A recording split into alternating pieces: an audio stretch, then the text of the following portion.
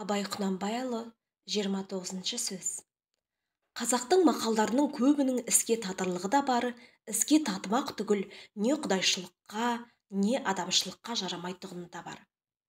Әуелі жарлы болсаң, арлы болма дейді. Ардан кеткен соң тірі болып жүргені құрсын.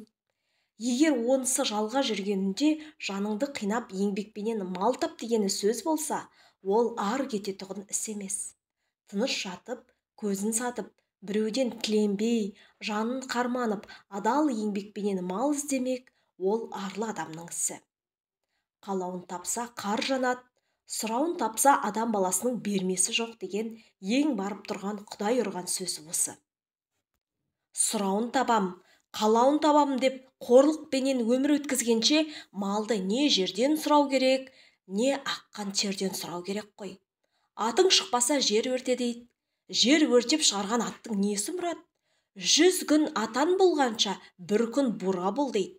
Тәңірге жазып мінбей түспей, арып, шөмеңдеп, диуаналықпен бір күн болған буралық неге жарайды? Алтын көрсе періште жолдан таят дейді. Періштеден садаға кеткір-ай. Періште алтынды не қылсын? Өзінің көрсе зар сұмдығын қостағалы айтқаны. Ата-анадан мал тәтті, алтын үйден жан тәтті дейді. Ата-анасынан мал тәтті көрінетұғын ант ұрғанның тәтті дерлік не жаны бар? Ата-анасын малға сатпақ ең арсыздың қылығы емес пе? Ата-ана шамасы келсе михнаттанып мал жиса да, дүниелік жиса да, артымда балаларыма қалсын дейді. Ол ата-анасын сатқан соң Құдайға дұшпандық іс емес пе? Осындай білместікпенен айтылған сөздеріне бек сақ болу керек.